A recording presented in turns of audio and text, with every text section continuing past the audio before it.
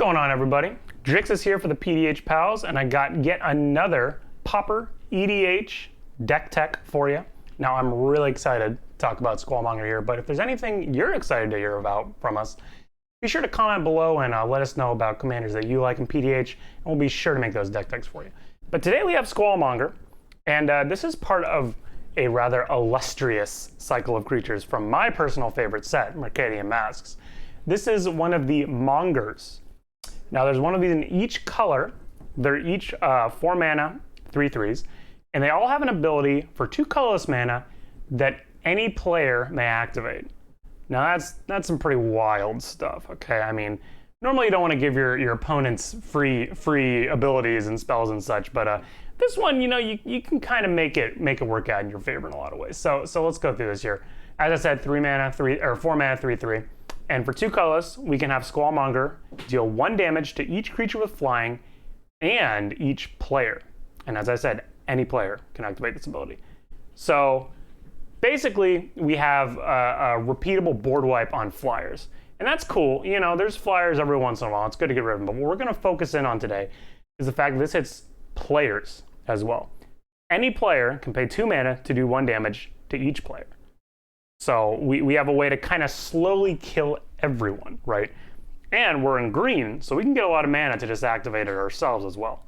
So in comes the goals of this deck. There are 2 key goals for this deck, okay? Number 1, ramp as much as possible. Get as much mana as possible so you can activate as much as possible. And number 2, stay at the highest life total. Keep yourself above everyone else. As long as you're higher than everyone else, it's in your best interest to have everybody take damage. So those are our 2 goals. So starting off with ramp. Now green is obviously incredibly good at ramp, and as you can see, many spells that just ramp you. And this will be great for anybody getting into this form because this is going to be a great primer on just ramp spells in green. So let's go through them. I'm going to kind of go by mana cost, kind of not, but starting off with non-creature, because there's also some creature ramp, but spells first. So I'm putting this as a 1 mana ramp. It's technically 3 mana, but Search for Tomorrow, you can suspend it for 1, and it plays in 2 turns. And it's just search your library for basic land, put it in play. So excellent turn 1 play, obviously.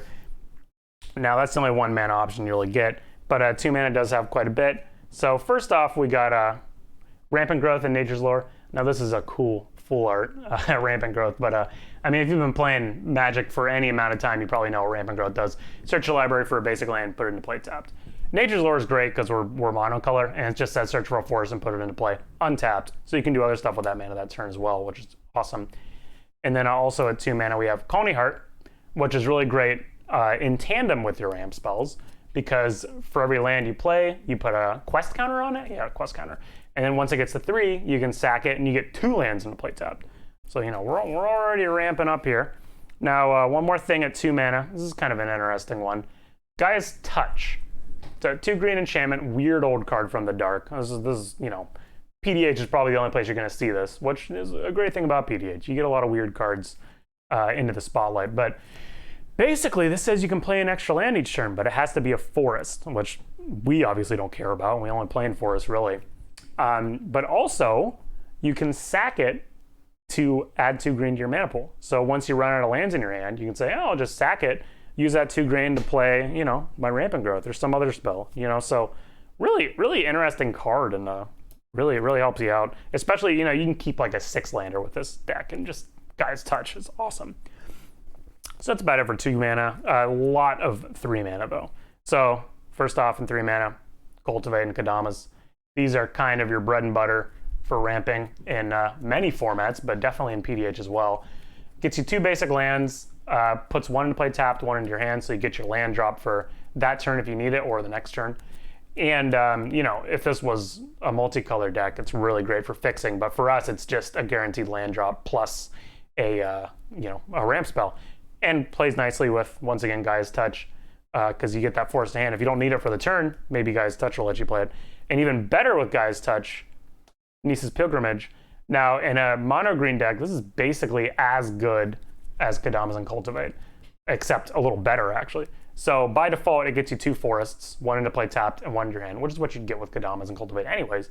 But if you have Spell Mastery, and we got a lot of ramp spells, so you usually have Spell Mastery, then you actually get 2 forests to your hand and 1 into play tapped, which is definitely good with Gaia's Touch. So that's an extra good one that you get as a little benefit if you're playing mono green specifically. Not so good multicolored decks, but still worth it sometimes. Going on from here, we have some conditional, really crazy ramp spells. Primal Growth and Far Wanderings. So Primal Growth is pretty easy to use. You kick it by sacrificing a creature. We have a lot of ways to just get like little creatures that we don't really care about, that we don't mind sacking. Like a Colony Garden's a great example. Get into that with the lands, but that gives you a plant. You can just sack this. Basically, if you just cast it, you get 1 land into play untapped. If you kick it, you get 2 lands into play untapped, which is pretty crazy. And then Far Wanderings, I mean, we don't have too many ways to get to Threshold other than just, casting all these ramp spells. But if we get there, then when we cast this, we get 3 lands into play tapped, which is wild stuff. And we still have more 3-mana ramp spells. 2 more true ramp spells, and then I think the rest of these are actually enchantments that I'll talk about. But Harrow is another classic. Kind of interesting that it's an instant, but it doesn't really matter.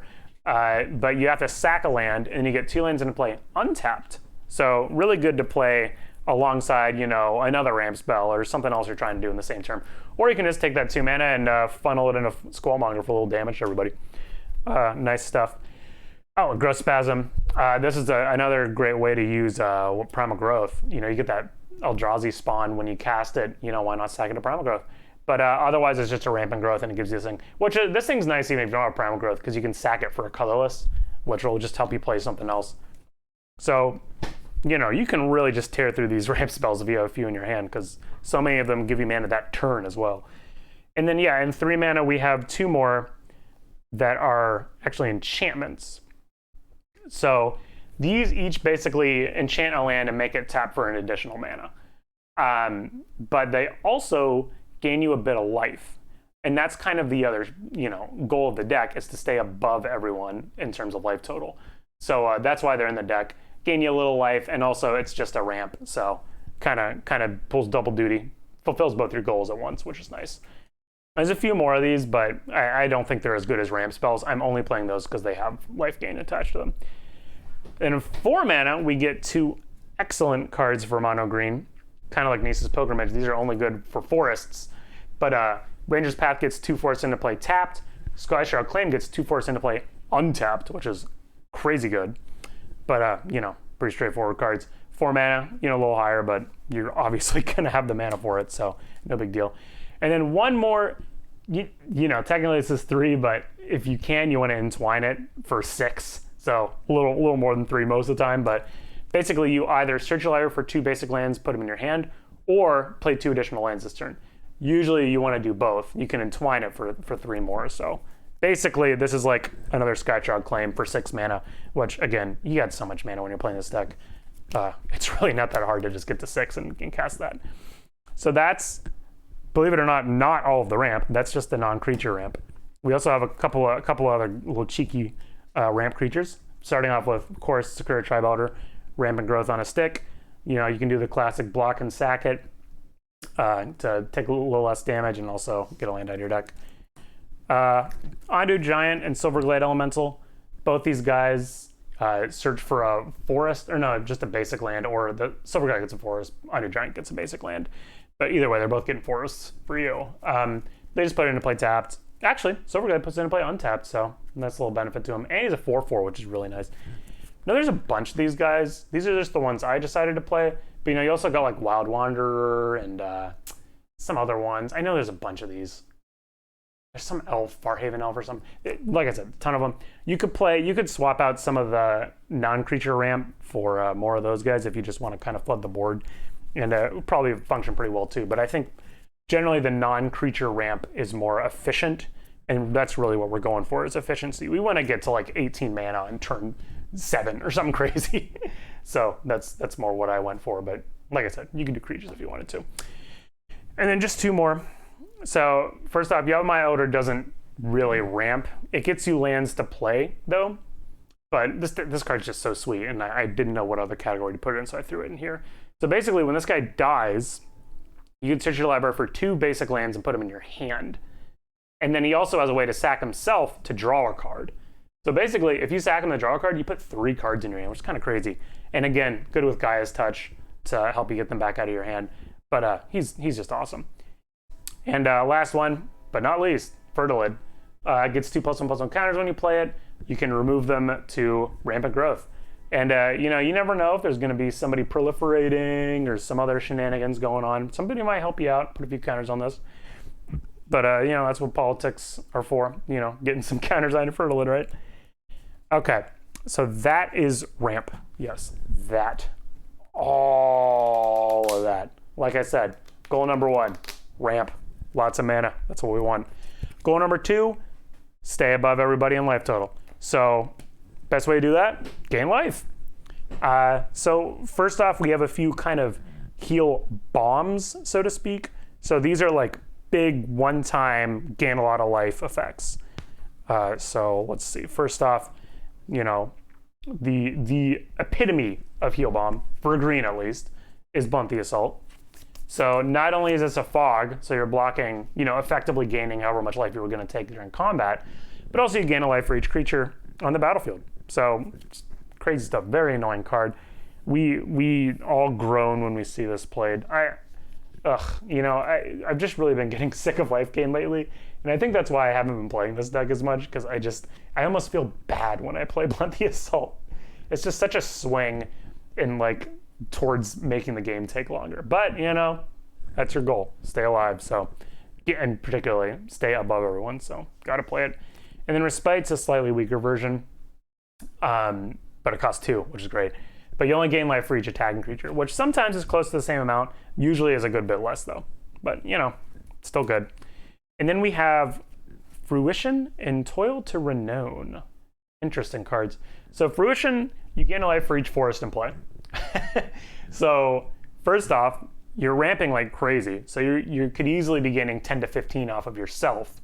But then if you just happen to be playing with some other green decks, you're going to end up gaining, you know, 20, 25. I don't know what the highest we've seen with this card has been, but it gets up there. And it's great because green decks are the ones that ramp out a bunch of basic lands anyways. So like any green deck is probably going to have a lot of forests in play at any given time. So it's great, especially for 1 mana. I mean, it's pretty good. And Toil to Renown's kind of a weird one. You gain a life for each tapped artifact, creature, and land you control. So off the bat, you can basically just tap yourself out to get Fruition's effect out of it. But also any random creatures you have, you can, you know, swing with Squallmonger first, something like that, gain a little more life. It's basically just a second copy of Fruition. It's usually worse, but it's still one of the better ones. And then lastly, one last little heal bomb. Sylvan Bounty. Target player gains 8 life. Pretty cool. Typically, you're going to land cycle this to even out your land drops. But sometimes you're all set on lands, and then this is just, I'll just gain 8, which, not bad. And then we have just a little bit of incremental life gain. Just these 2 guys. Should look pretty familiar. At least Essence Warden. You know, you should have seen Essence Warden by now. Whenever another creature comes into play, you gain a life. 1/1 for 1. You know, great value. If somebody's doing some kind of token generation nonsense or anything like that, you're going to gain a bunch of life. So, great card, especially for 1 mana. And then Grazing Gladeheart's pretty solid, especially with ramp spells. Whenever you play a land, you gain 2 life. So, you know, you play a couple of rampant growths with this thing out, suddenly they all just say gain 2, gain 4 when you play them. Adds up quickly. And once again, just keeps you high. So, that is the majority of life gain. There's a little more life gain than I'm going to get to with the rest of the deck. But that's kind of goals 1 and 2, like I said. So, you know, we could just do that. We could just gain a bunch of life and ramp. But we're totally open to swings, at least not from flyers, but anything on the ground, we're not killing it. So the other thing green is good at, and the other thing that works quite nicely with a bunch of ramp, is big dumb fatties. So we play a handful of those. We play, let's say, 1, 2, 3, 4, 5, 6, 7, 9. Yeah, there's about 9 in here. Big fat creatures. So first off, I'm going to go over some that pull double duty with the other goals of the deck. Elvish Aberration and Crimson Tusker. These are pretty big creatures that also help with the ramp plan. So you can forest cycle this if you need to. You can play this as a 4/5 just to swing if you need to. And you can also tap it for 3 green for ramping if you need to. So kind of does a little bit of everything. That's why I like it in here. Crescent Tusk are very similar. It's a rather strange card. You can cycle it, so you're going to draw a card, but it also lets you get a basic land out of your deck and put it in your hand. And then draw a late game, it's a 6/5 for 7. You can just cast it. So these are nice little double duty guys for the ramp plan. And then a double duty guy for the life gain plan is good old Orchard Elemental. Love this card. I would love another conspiracy set. These everybody votes cards are so fun. But basically, everybody can either vote fists or fruits. And if you vote for fruits, you gain 3 life. And if you vote for fists, this guy gets 2+1/+1 counters. I think the actual things on here are what? It's harvest or sprout. But if you read that flavor text, fruits or friends, fists or foes. We prefer to say fruits or fists. But anyways, you know, you can always just gain yourself 3 life or make them a 4/4 if you want. But then the rest is kind of up to the other players. What you're hoping for is the 2/2 that gains you 12 life, but sometimes you end up with the 8/8 that gains you 3 life, which is probably more common. But hey, I mean, that means you get an 8/8 for 6. You know, basically, best part about this card is no matter what gets picked, you're getting incredibly good rates on the outcome. So, just a great card. Gets worse as players die, though. It's not nearly as good when it's a 1v1. I'll tell you that much. Okay. Oh, and another. Sorry, I missed one. Another life gain fatty. Again, bread and butter here for this. This is really mono green staples the deck in a lot of ways. Fangor Marauder. This shows up in a lot of our green PDH decks. Whenever an artifact dies, which happens a lot, there's artifacts everywhere. People are cracking their Mind Stones, cracking their Tormods, cracking their Commander Spheres. People are blowing up artifacts with their Disenchants. Happens, I would say, at least 4 to 5 times a game. But whenever that happens, you gain 5 life, which is a lot. It's a whole lot. This card is obnoxious. People go to great lengths just to kill this thing when it comes out. They hate it. And I'm one of them. I hate it too. I like when I have it, but geez, is it annoying. Gain 5 is just too much. And it's a 5/5. So it's not too easy to kill either. But yeah, another great fatty. Now the rest of these guys, yeah, okay. The rest of these are just big creatures. Starting off with these two. These are probably my 2 favorite generic green fatties in PDH. Wrecking Beast. Riot is a great ability. So you can choose haste or +1/+1 counter. And he has trample. So, if you just go for haste, this is a 6/6 haste trample for 7. If somebody doesn't have a blocker, or even if they do have like maybe a 1-butt, 2-butt blocker, this is just suddenly out of your hand like a fireball. We kind of call it the green fireball or the fireball on legs or something like that. Because it's just so out of nowhere. It feels like a fireball, the way you take the damage. It's like a ball lightning or something. But yeah, great surprise card. And just playing this as a 7/7 trample is just incredibly good too. Walker of the Groves, similarly, is also a nice big fat 7/7. And you can evoke it, but I usually end up just hard casting this guy. But when he leaves the battlefield, you get a 4/4. So no matter what, you're getting a lot of value out of this guy. He's just really great all around. And these are really like near the top end of mana costs for creatures in PDH in general. It doesn't really get much higher than this. And it doesn't get too much stronger than this either. Except for a few guys here. Yes, these are the Eldrazi. So these are the main 3 Eldrazi commons that we have access to. Olmoc's Crusher should look very familiar. If you played even just regular Pauper, he's a mainstay there. 8/8 Annihilator too. Has to attack, but that's okay. You usually want to attack with him. So, what's kind of sad is like, at least these 2 guys, they kind of outclass a lot of the green fatties we have. Really, these Eldrazi are better than a lot of green creatures, but that's how it goes. But yeah, 8/8 Annihilator too. This guy might look a little less familiar. 8/9 Trample though, very big, very scary. Great to sit on the defense too. I mean, 9-butt, nobody's getting through that, and they're gonna lose their creature they attack with, so just a great card. I only say that because this has to attack. So I remember when this came out, we were all so excited because sometimes you just don't want to attack with the Crusher. Sometimes you just need that blocker. you got 3 other combat steps to worry about until your next turn. You just want to block things sometimes. But that's one of the main reasons we were excited about Devastator, I think. And then Rune Processor is one that we didn't really run so much at first, I feel like. But once again, double duty. This gives you life gain.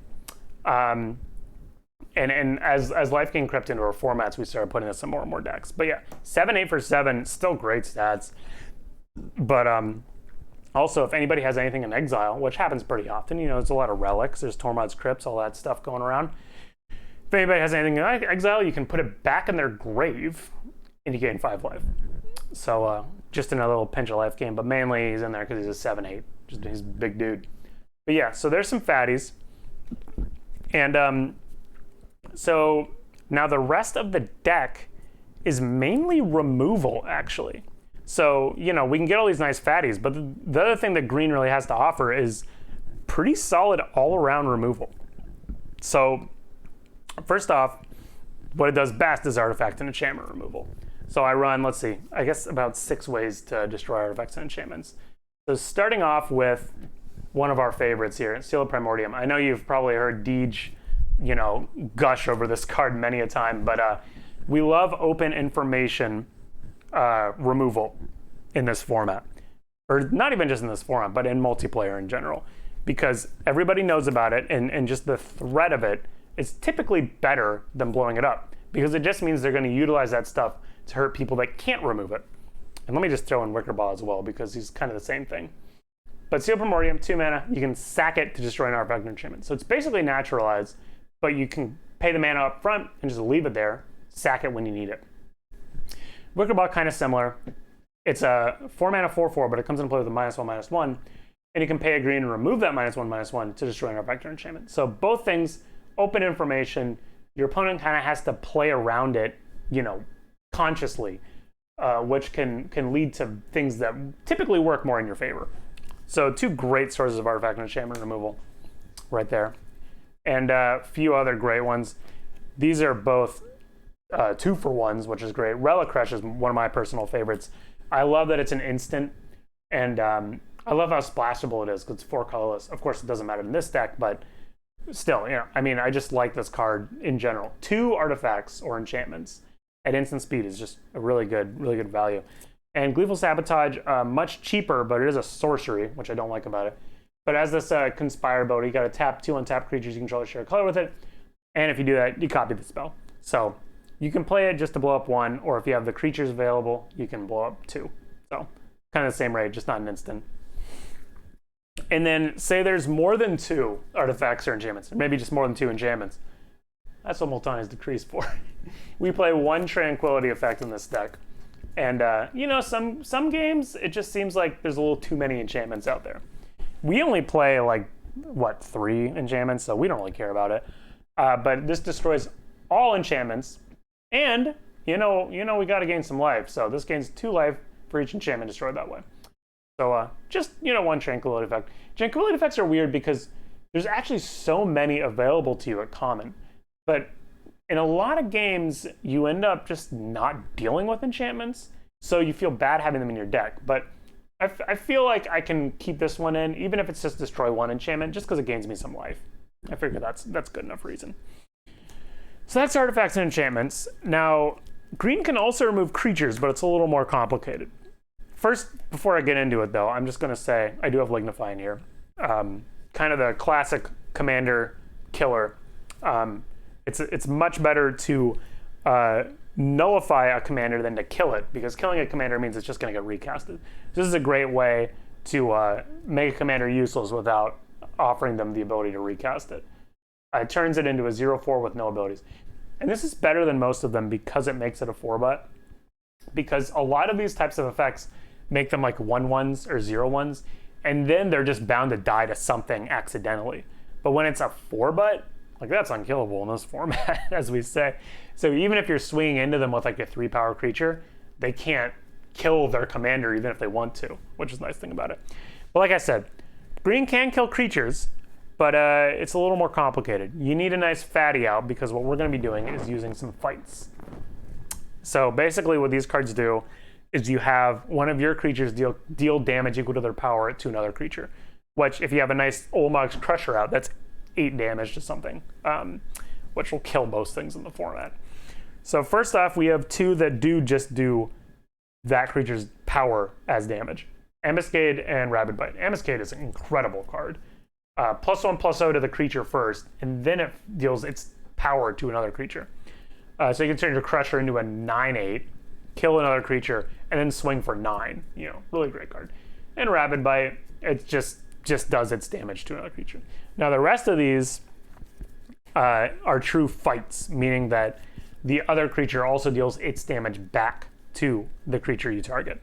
So starting off with some more, another one that kind of works with our goal of getting life here. So it makes 2 creatures fight, and then if you kill that creature, you gain 3 life. So nice little added benefit there. Another one with a little added benefit. This puts a +1/+1 counter on the creature that you target before they fight, which is nice. And then we have a few that actually give the creature some kind of pumping beforehand, other than counters, I guess. Cartesian Strength is one of my favorites. It's an enchant creature, and when it enters, you have it fight, the creature you're targeting fight, but also it just gives that creature +1/+1 and trample, which is great. And then Epic Confrontation just gives the creature +1/+2. It's nice that it pumps the butt too, because that means your creature is more likely to survive the fight. And then this one, it has Ferocious. The creature gets +2/+2 if you have a creature with power 4 or greater, which typically you do if you're playing a fight spell, so it's almost always live. And these are once again great because you can fight and then swing for added damage. So all nice effects. And then one last one, I really like this one. Unnatural Aggression. First off, it's an instant fight, which is really nice. And then it's also devoid, so they can't like give a cheeky pro-green to anything to avoid this one. It's gonna happen. And if it kills a creature this way, you exile it. So just all kinds of added benefits on that one. Really like that card. But yeah, so between the artifact and enchantment and creature removal, we got a hefty suite of removal in this deck. Pretty nice. And let's see, what's left? I guess I got this final pile. It's kind of just a couple of green cards that are just generically good and find their way into most decks. Starting off with this little recursion package. Revive, Elven Cache, Pulse of Marasa. These all get back different cards from your grave. So really nice to recycle maybe your Fruition or your Blunt the Assault, but also recycle one of your big fatties that died earlier or a fight spell. There's just always something in your grave that you want back. So Revive is pretty flexible in this deck. Return a green card. I mean, that gets almost everything you care about back. It's a really nice card. Elven Cache, a little expensive, but it gets anything back. And we're ramping so much, we don't care. We can probably get the card back and cast it the same turn. Pulse of Marasa, another nice double duty card, gains you 6 life, which is awesome. And it's an instant, which is also awesome. Play around those graveyard wipes. And you get a creature or a land back. So, usually you're just getting a fatty back with this. But this one in particular is in most green decks just because of that instant speed and gain 6 life. It's just such a good value overall. And then let's see. We got one nice tutor in the deck, Fierce Empath. This is another card you're going to find in most green decks. Get any creature that costs 6 or more from your deck to your hand. So, I showed you the list of fatties. You can get any one of those. You can get your Fangor Marauder when you need it. You can get Orchard Elemental when you need it. If nothing, you can just go get Ullmark's Crusher, Eldrazi Devastator, start beating face. Always a good target with this. So nice to, and tutoring and singleton's always nice. A few more cards here. Sprout Swarm. This is a great backup plan when you're just ramping out of control. So for 2 mana, you put a 1/1 out. But as buyback for 3, so for 5 mana, you put a 1/1 out and you get the card back. But it also has Convoke, so you can tap your creatures to help pay the mana cost. So the more you cast Sprout Swarm, the easier it is to recast Sprout Swarm, and it gets out of control. Again, most other plans are better than this, but this is like a 1-card combo. This does everything on its own, which is just great, and it's just a great thing to fall back on. Again, you're going to find this in a lot of green decks. And then just 2 last cards here. First off, Evolution Charm. It's a nice, just like jack of all trades kind of card. Give something flying is actually really cool in this deck though, because Squallmonger nukes flyers, right?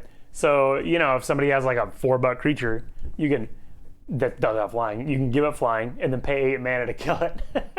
In a pinch, you can do that, but it also does other great things. Searches for a basic land if you're missing a land drop, or gets a creature from your grave, which is a slightly rarer effect in green, so it's nice to have that.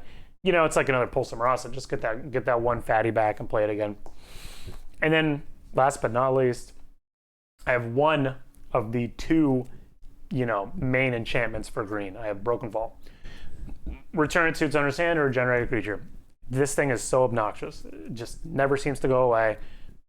Constantly saving your Squallmonger and stuff like that, just keeping it on the board. Save your fatties from a murder or something.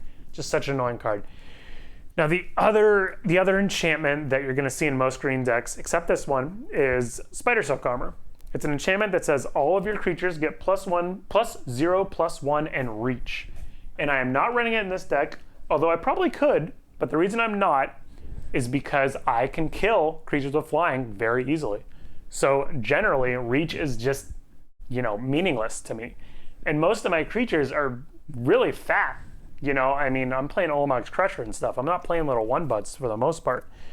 So I don't really need the +1 toughness either. So I forwent it, but I would say if you're putting a green deck together, be sure to consider Spider Silk Armor. It's good in most decks, just maybe not this one. But Broken Fall, gotta have it. Just gotta have it. And that's it for green cards, I believe. Now I have just a handful of colorless cards in this deck, very few.